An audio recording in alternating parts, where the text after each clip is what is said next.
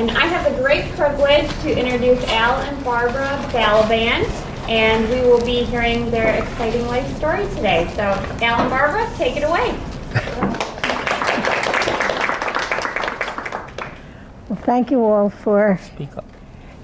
for being here. I'm not sure how exciting this will be for you, but I can tell you it was very exciting for me to have lived this life and to still be living it, but in a different way. I was born in 1929. My brother Dick, 3 years later. Parents were Fritzie and Saul Schaefer. And if you get confused about the names as I'm using them, I'll try and say my mother's mother, but eventually she becomes Rose. We were a Depression family, not hungry poor, but poor enough so that my mother spent most of her time shopping the stores for special sales and looking for seamstresses who would make up inexpensively clothes for me to wear that were fashioned after Princess Elizabeth of England. That was somehow very important to her. And as a result, I was constantly in clothes that were inappropriate for my peers. And they made me feel quite uncomfortable about it. But there was no screaming or crying that I could do that was going to make her do anything different. She was who she was, my mother, Fritzie.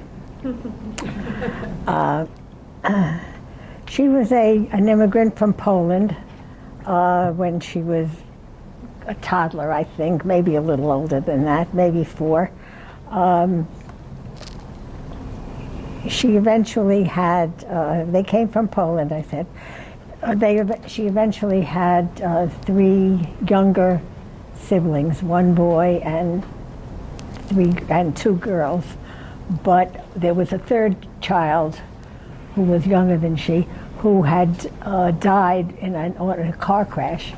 The kid was playing in the street and the car ran into her. She was pretty young, but my mother was the one who was in charge of her and supposed to be minding her, and I think that guilt never left her.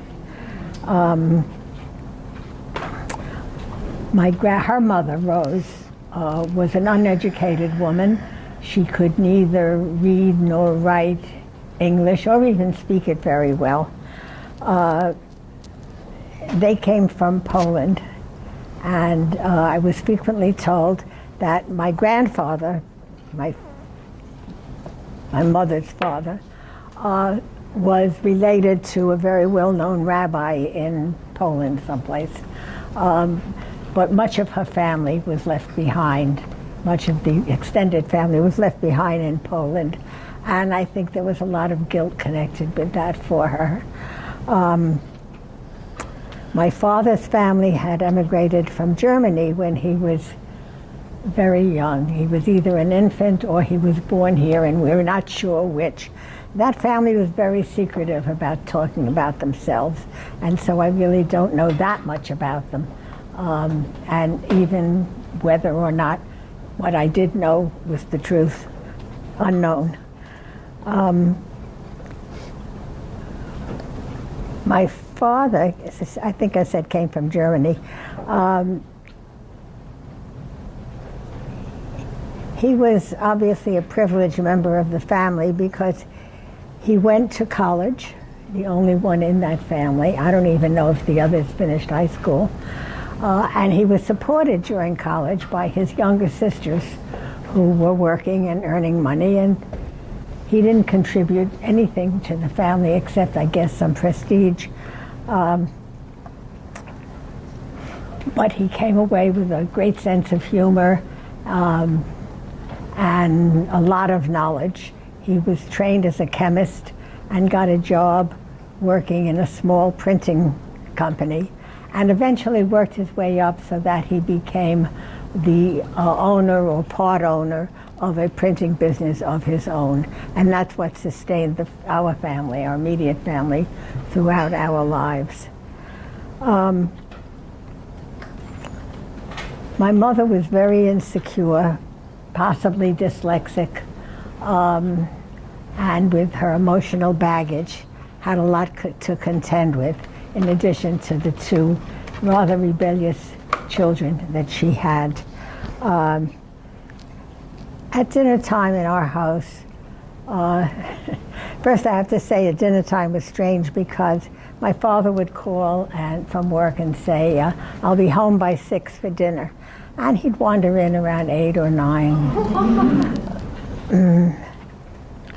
I have no reason to think then nor now that it was anything but real business that kept him away, but it certainly was disrupting to my mother and to us, because we would rather be with him than with my mother, who was very strict.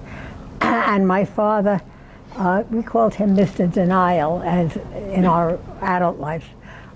He lived on denial, and you never knew whether what he was saying was true or not. There's a famous story about an insurance company called him in his later years when he was very sick, and he was extremely sick. He had both diabetes and severe heart troubles. Spent about 50% of his later years in the hospital with heart attacks of various kinds. The insurance company called him, and he picked up the phone in his usual way. Greetings to you. Yes, this is he. How do I feel? Never better. I mean, the man was barely out of a sick bed or a hospital bed. Never better. Oh, you're calling about the insurance? Well, yeah. But that's, I'm working with that. That was Mr. Denial.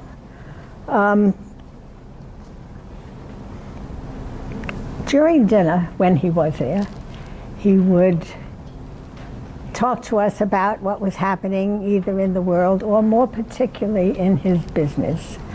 And he would talk about his dealings with the unions, his dealings with Social Security issues, all kinds of business-related things.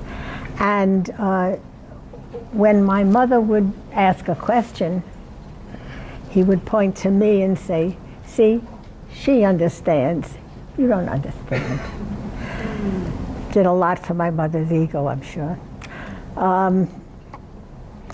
And there was no way to change any of that. Okay, so that gives you something about the family background. My mother's mother was reportedly very strict with her and with all the children. I didn't understand that because that grandmother to me was wonderful. She and I were very close, remained so until she died. And I am sure that added to a lot of my mother's resentments towards me. Her father was very much the absent member of the family. First of all, he had left them in Poland when he came to the United States, which was a common thing to do. He was going to find a place to live, job, money, whatever. And then he sent for the family, and that could not have been an easy thing for my mother, even at a very young age, to tolerate. But over they came.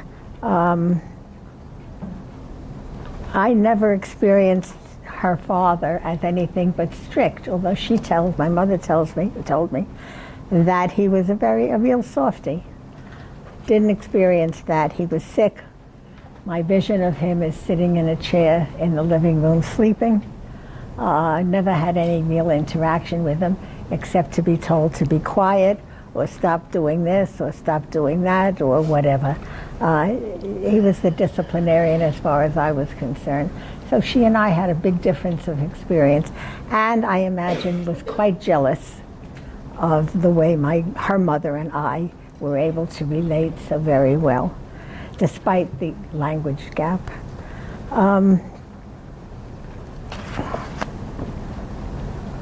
At one point, my mother told me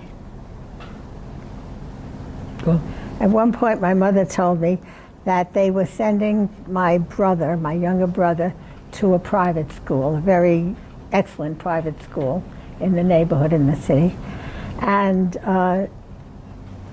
he was getting a partial scholarship, and I go, "Oh, how come him and not me? You know, I'm older." Well, he's a man. He will be a man, and he will have be a husband and have a family that he needs to support. So he needs the better education. Whereas you will grow up and have a husband who will support you, and you don't have to have the education. I split a gut. I don't even remember the words that I used, but they were powerful and many and loud.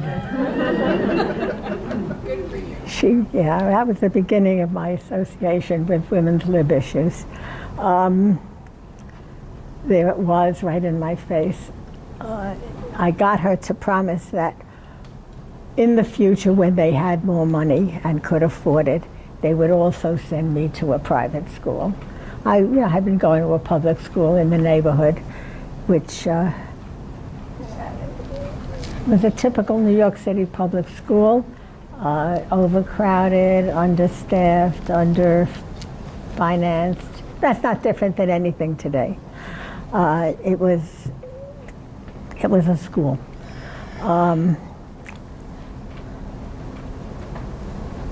I eventually went to college myself after high school. I didn't know what I wanted to be, but I knew what I wanted to study, and that was literature and writing. Maybe I would like to really be a journalist. So I took those appropriate courses that would get me through college, constantly reading, loving it. My mother, of course, had barely graduated high school with a secretarial diploma, and in her later life tried to get jobs, but was considered too old. There was another prejudice that did her in.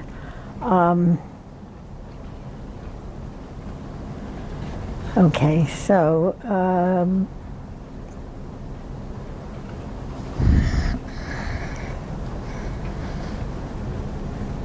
when I was about to enter college, my mother's father died. He had worked, sick as he was, in a local delicatessen. Bad hours, bad food, sick man. All kinds of problems, probably heart and lung. He died, and as the main support of his family, which was then a wife and 3 kids, there was no way of keeping the family in their modest apartment. So my father bought a small house on Long Island, and everybody moved in. It was a very small house. There were 3 bedrooms, a very small, tiny study that was probably supposed to be a walk-in closet, and 1.5 bathrooms. And there we were, 5 adults and 2 teenagers. It was quite a time, but it was fun also. And my grandmother was there, so that counted a lot for me. As a kid, my father, what's the matter? Nothing, but move on. Move on to your career. You're running out of time. As a kid, my father had been sent to a charity camp run by the Ethical Culture Society in New York. And he maintained his contact with the society throughout all his life. It was very important to him. And we, my brother and I, were sent to their Sunday school because it was really a religious organization, and also to their summer camp. Scholarship or not, I have absolutely no idea. I can only tell you that those 2 places saved my life. I learned so much there about the real important things, never mind school. I learned about the injustices in the world. I met a man who had, from the society, one of the leaders, they call them leaders, not ministers or anything, one of the leaders had gone to, just at the beginning of World War II, had gone to Germany, flown over, or gotten over by boat, I guess, had gone over and met with Hitler to try and convince him successfully to release one of the leaders in Europe, one of the ethical society leaders in Europe, to be released from the concentration camp. And he was successful in that. I mean, that's an amazing thing. It was certainly amazing then. It's even more amazing now.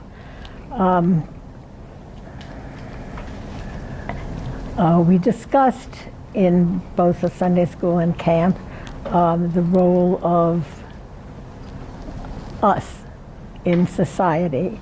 We talked about the role of unions, the need for Social Security, how to become involved, the responsibility we each had to take action and speak out. And those things made a tremendous impression on me, particularly since these were organizations that I discovered respected me for who I was and what I could do, not related to anyone's prejudices or bad experiences themselves. Al and I met, and he'll, I hope, tell you something about that. And we were both in college at the time, but our four parents agreed that we could add up all the money that they were spending on us with allowances and clothing, whatever school books there were, etc., and give it to us, and we would be able to live on that. And they did, and we did. Eventually, we moved to Levittown, to a small house there, and discovered that they had poor schools. Joined the local cooperative nursery school, where I learned to do some creative fundraising of a very unimportant kind, but since they had elected me chairperson in my absence, I felt this was all I really needed to, all I could do, and all what that was really needed. Levittown was very conservative. They had poor schools, and my friends and we decided we would move to Great Neck, where the schools were supposedly very good.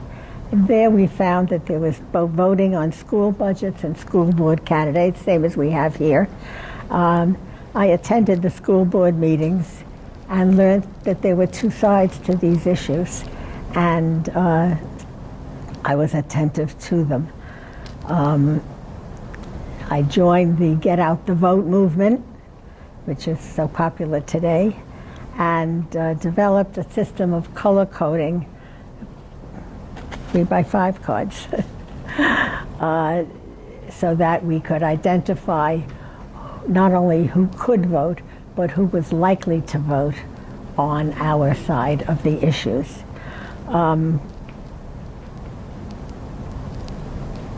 We were very successful with these for many years, and I was surprised to find that my involvement and community action really worked. You reach people where they are instead of just as one mass group. When he was a young kid, our middle son, Jeff, was diagnosed with growth hormone problems. He was not growing. His pediatrician asked for a consult.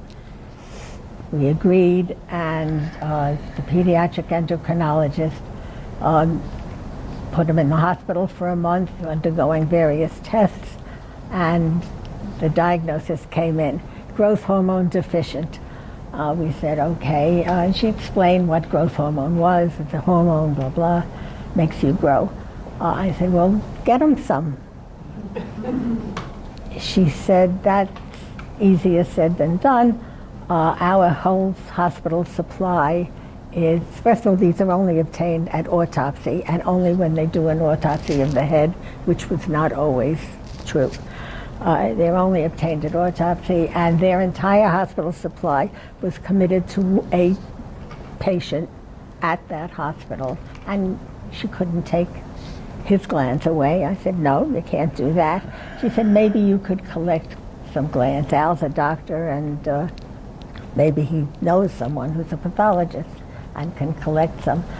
Well, how many do we need? She did 100. You need 100 for a month's treatment, and that's how we would begin. And then whenever you would collect another 100, we would have another month's treatment. It didn't matter if there was space between, time between those two events.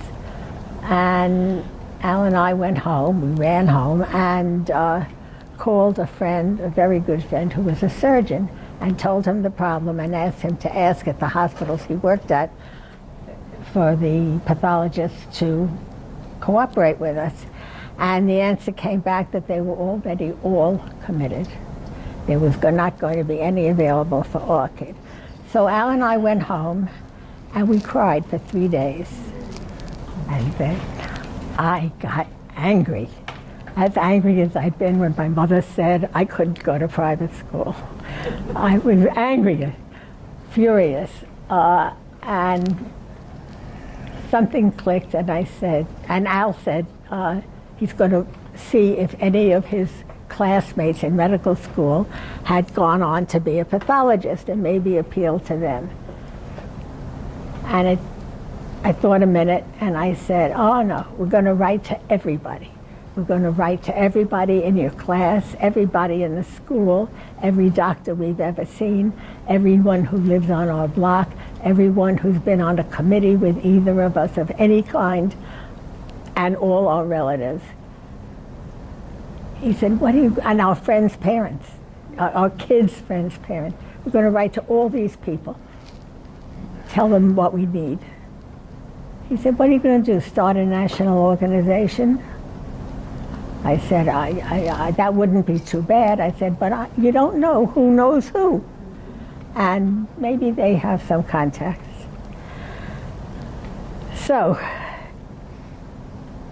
there's a book that just recently came out called Aroused. It's about hormones. And there's a chapter in there dedicated to what we did about getting hormones for our kid.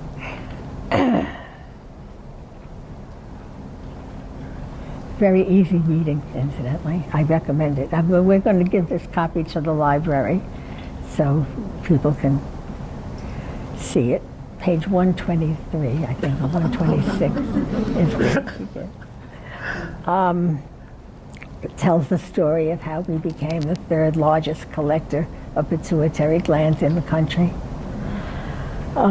This led to the founding with some of the pediatric endocrinologists of an organization that we called Human Growth Foundation, educate the public about growth problems, commiserate with parents whose kids had been diagnosed with growth problems, and some fundraising, particularly because there was someone who needed the promise of a loan in the future for paying for I'm failing that badly. He had written a grant that was approved by the government for a project involving about 100 children around the country who had growth problems to be treated. Bob, get to breast cancer. What? It's almost 25 after breast cancer stuff. You're going on too long with that.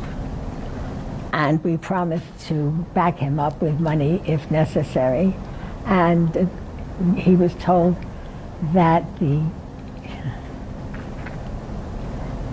were involved with the Vietnam War. He got a letter. We were involved with because of our involvement with the Vietnam War, we cannot support your grant this year. I was opposed to the Vietnam War anyway, so that added fuel to my fire. And yes, I got angry again.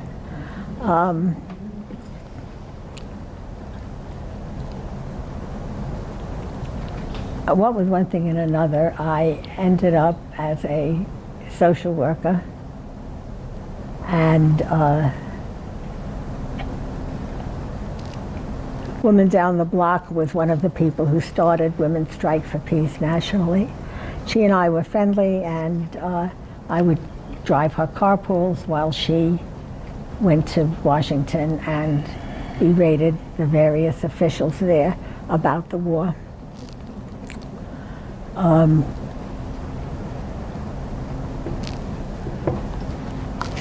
Several school districts wanted to hire me, but I wasn't properly credentialed for that.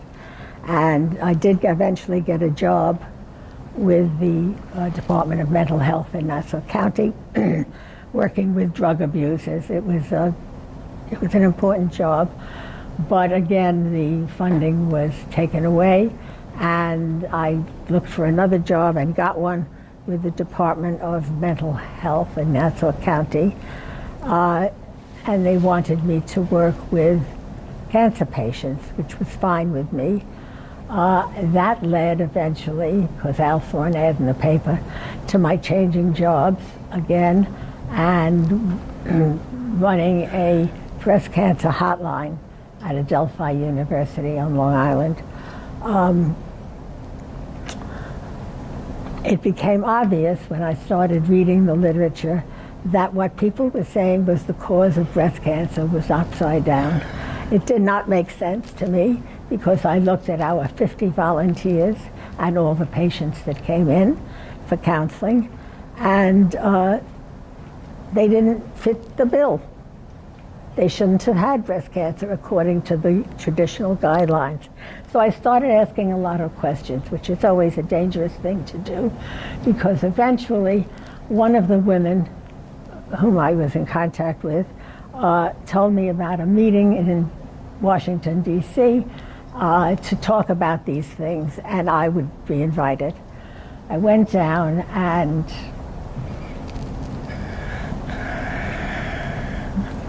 I was in a room with 100 other people, a small, crowded room, 100 other people who were asking the same questions I was asking for the first time. I was in a room with people who thought the way I was thinking. We banded together and became known as the National Breast Cancer Coalition. Influence, education were the key issues that we wanted to deal with. We petitioned Congress at every level to pass legislation to have more studies into the real causes of breast cancer, etc. One of the people that I had to contact was Al D'Amato, New York State Senator, a real conservative, not quite in line with my thinking. And I challenged him to carry out his words to me, which when he said that he would petition Congress on our behalf and get them to pass some legislation for more research. I said, and would you tell me when you've accomplished that? He says, I'm going to write a letter to the guy. He turned to his aide, said, right now, you sit and write this letter. This is what I want. I said, would you send me a copy? He said, why do you want a copy? I said, so I can keep you to your word and publicize it if you don't. It was the kind of challenge that he obviously enjoyed because he rose to it and became a longtime advocate of breast cancer issues and a very important person in the success of the National Breast Cancer Coalition.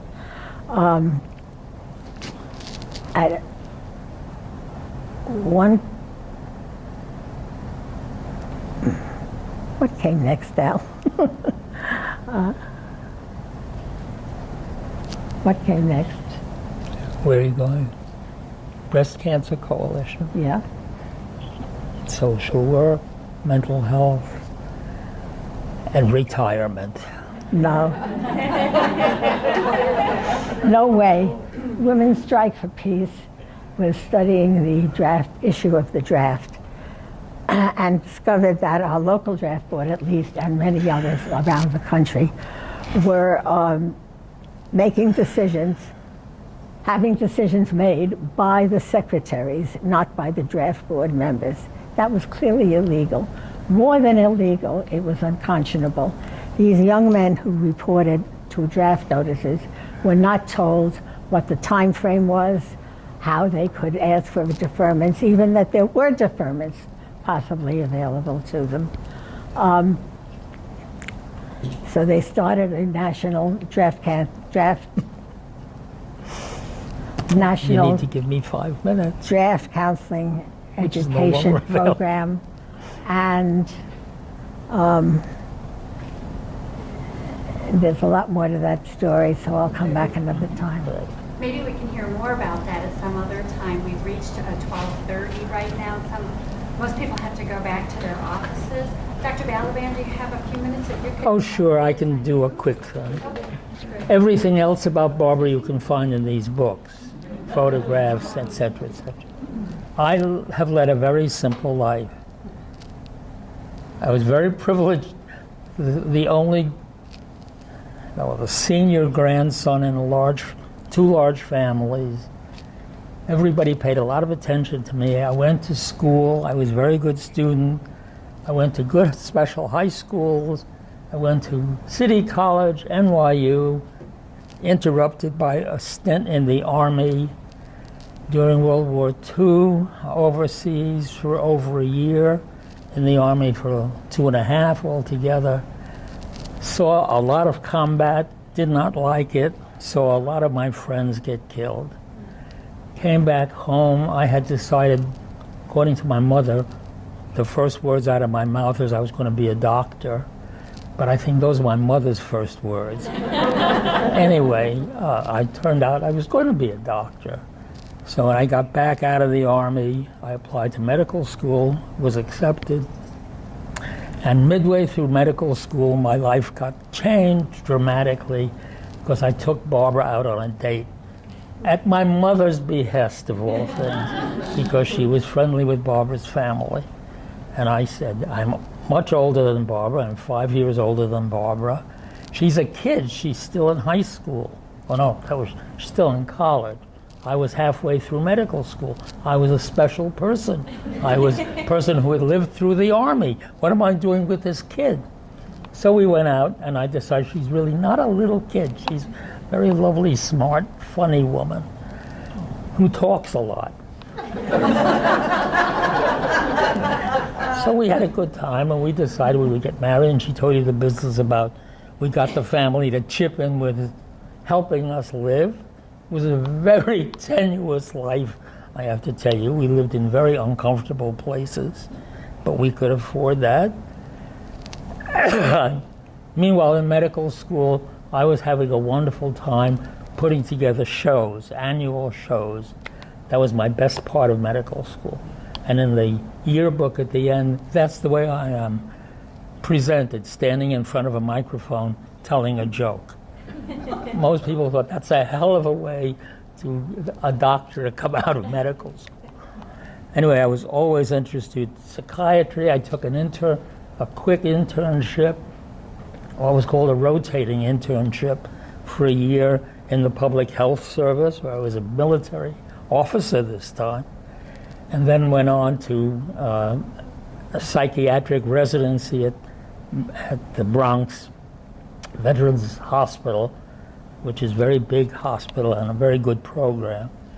And I happened to be there at the same time as somebody you all, or many of you know, Arthur Ankowitz, was there at the same time, but we didn't know each other. Wow.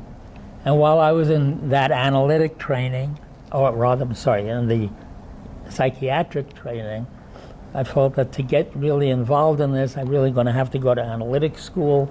So I registered and finished residency, the 3-year residency, and did another 3 years in analytic training. But at that time, I was also running a practice, because it was just evenings. But that involved personal analysis, which drove my analyst probably to suicide. But he survived, only to die of liver cancer shortly after. Then it was practice, working 6.5 days a week in order to survive. We did that for a few years. We had 3 kids. In 1970, Barbara decided she was going to go back to school and get some formal studies. And so I said, okay, fine, I'll take over all the things that would normally keep you from it, household chores, they are now my responsibility, and the kids who were now in their early teens.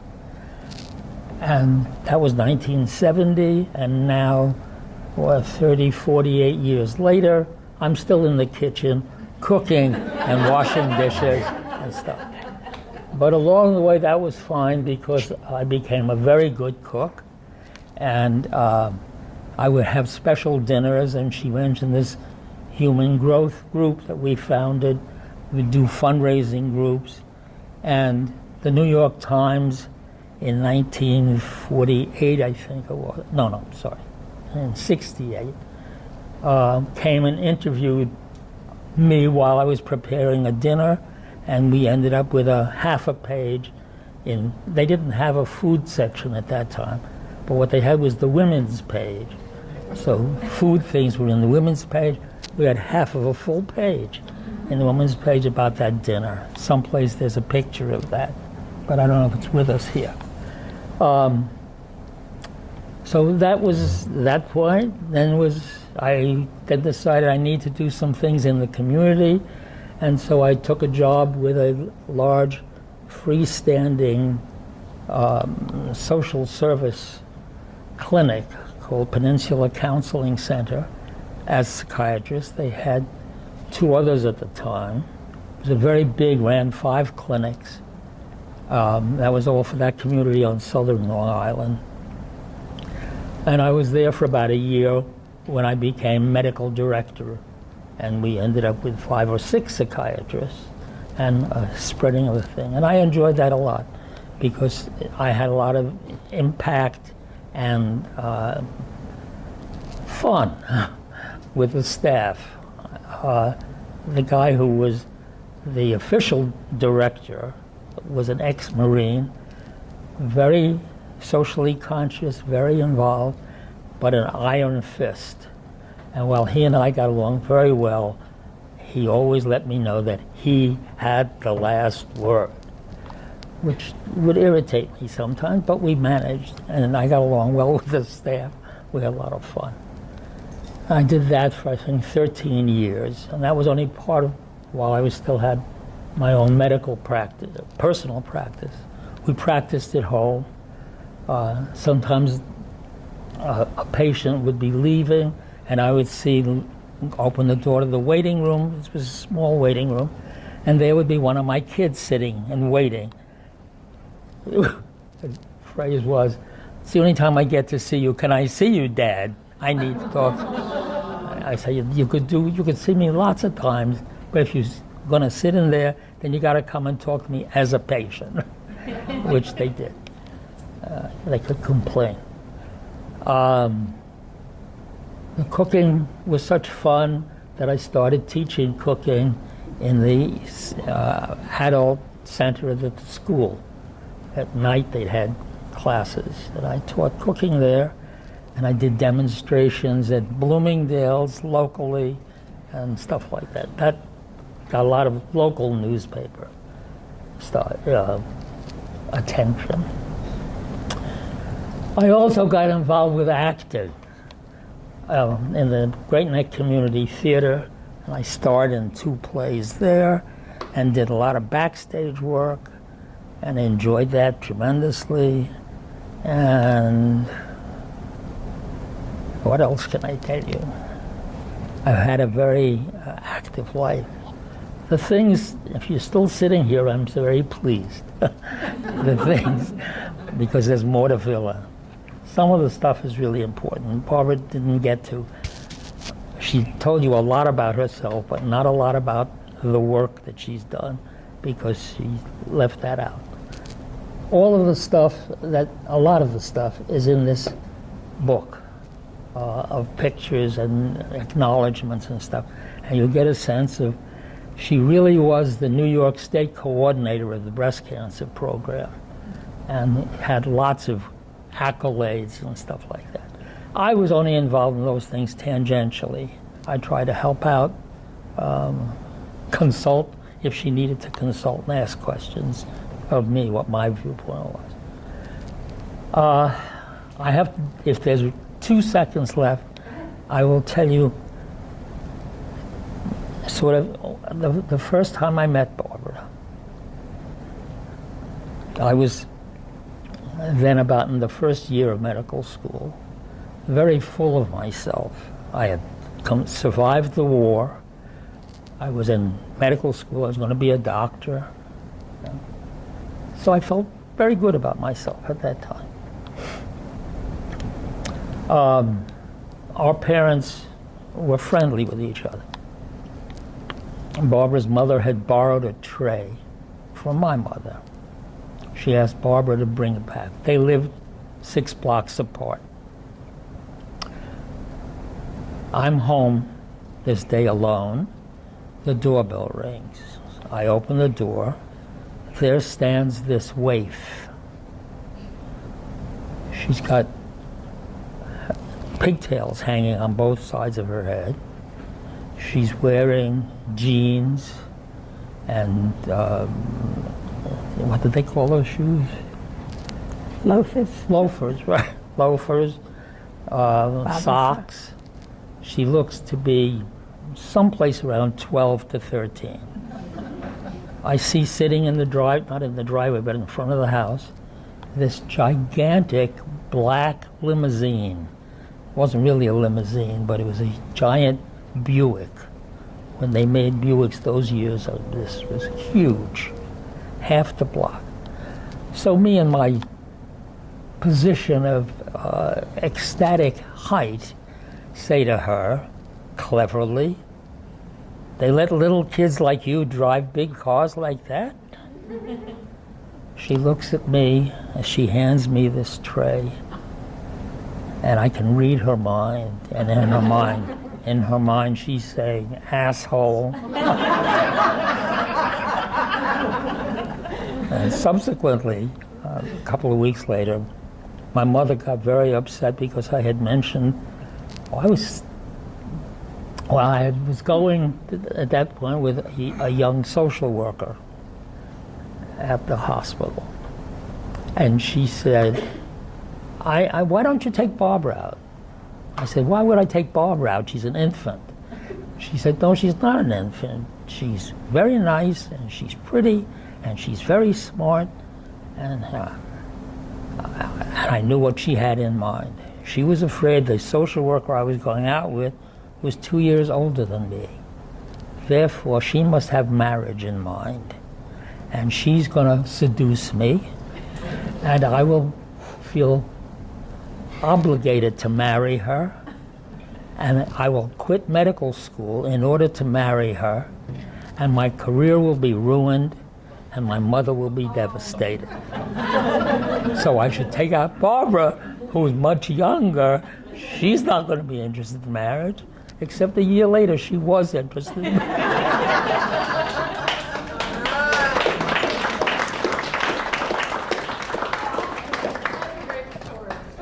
So I hope you don't get into a lot of trouble for staying late. And anybody who wants to stay later, I can tell you all kinds of stories. Go back to work, please feel free to do that. If you do have a minute where you might be able to answer a couple of questions. Absolutely. That would be great. But please, if you need to go, please go. Don't feel... I won't hold it against you when I see you, but I will remember. Yeah. How did you both end up down here? Well, it started in Mexico. We would spend at least, you started off being 2 weeks, and then it got to be longer after we retired. We loved Mexico in the winter. The place we stayed was wonderful, and we kept enjoying it. However, it started getting difficult for us as we aged to get around. It was an old village, it was a famous village, but kept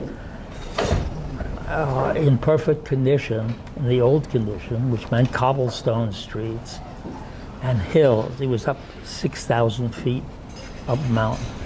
So the change in air pressure and the difficulty walking around the street as we got older made it clear we could not count on that very much longer. And so we were living in the Northeast, where winters were terrible, And we said we'd have to try to find some place to go, at least during the winter. And Florida came up. We both hate the east coast of Florida because we have relatives there.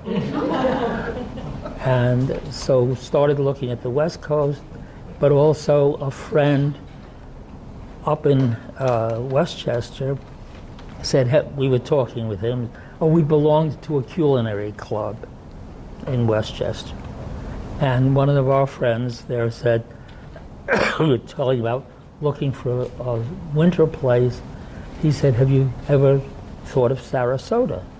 I said, I know nothing about Sarasota. So he said, well, if you're ever down in Florida to visit your relatives, come over to Sarasota. I own an apartment, and we'll take you in and show you.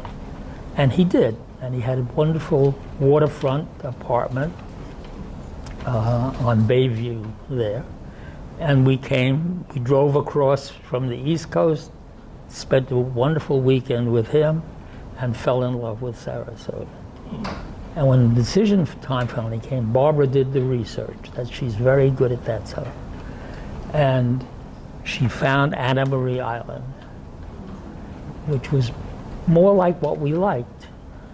We weren't really interested in the high rises and stuff.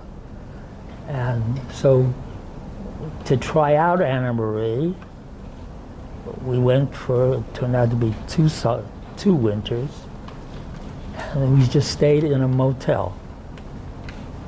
And the first year was good, so we signed up for the second year, and the second year was not good, and some of the friends we were with, as a matter of fact, you all know Addie Hurst.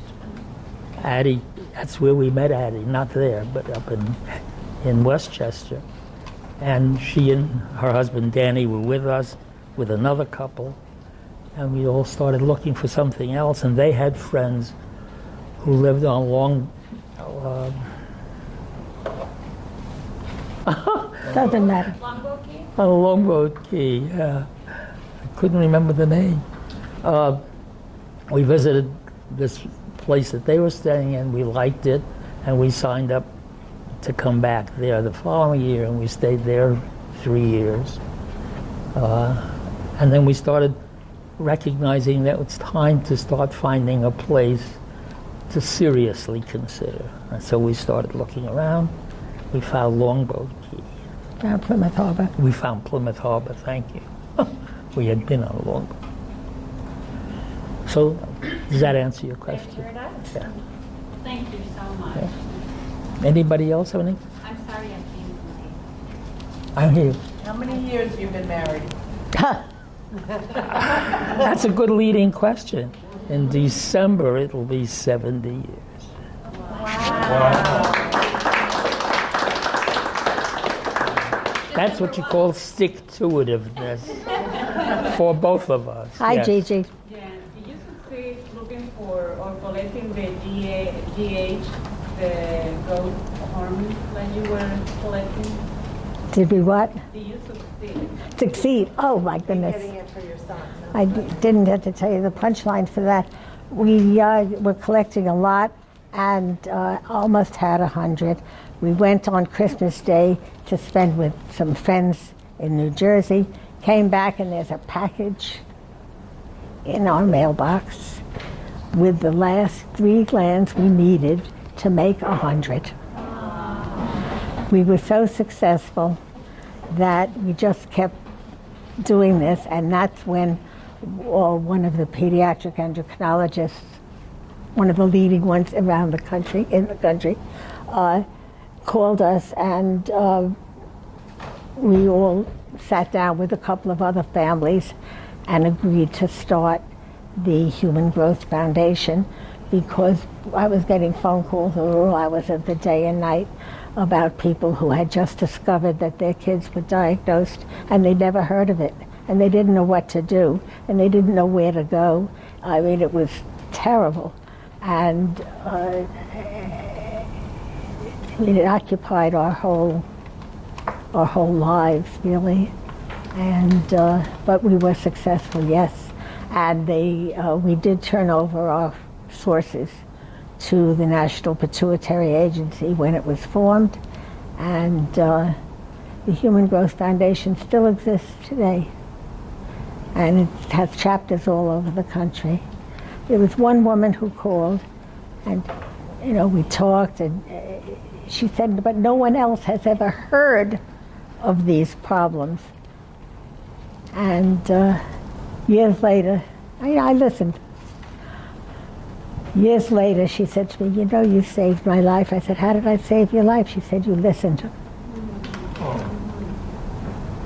We did a lot of traveling around there, a lot of flying cross country, setting up new chapters. Barbara was very involved in the newsletters, as I was, and I was vice president of the organization. We did a lot of flying around for that. Barbara wrote, yes. Go ahead. She didn't mention that. Go ahead. I just wanted to ask any of you who want to come up and look through some of this stuff that we've collected. Pictures of our grandchildren. I wouldn't leave those out to anything. And you know what I mean by that. And a book I was given by the Breast Cancer Hotline when I retired. This is the bus that I drove all around Long Island and Westchester to do draft education by microphone on college campuses. And then she wrote those two books. I wrote these two breast cancer books with she co-wrote with someone else. Another. Yeah, and there are several articles. Among them, I found a couple from the New York Times, which I want to show stuff now. which rather impressed I brought my me. stuff. Are you ready? You want to see the ideal person?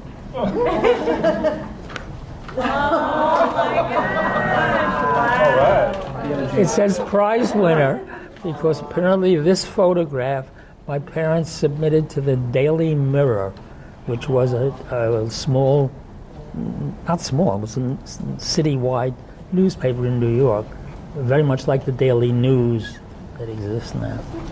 So anyway, Barbara found this picture, which we had around the house, and put it together with this one because we had an invitation to celebrate with Owl.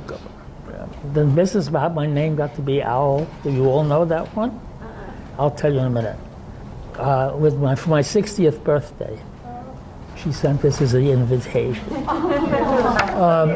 A very dear friend had a little daughter, their third child, whose name was Susie.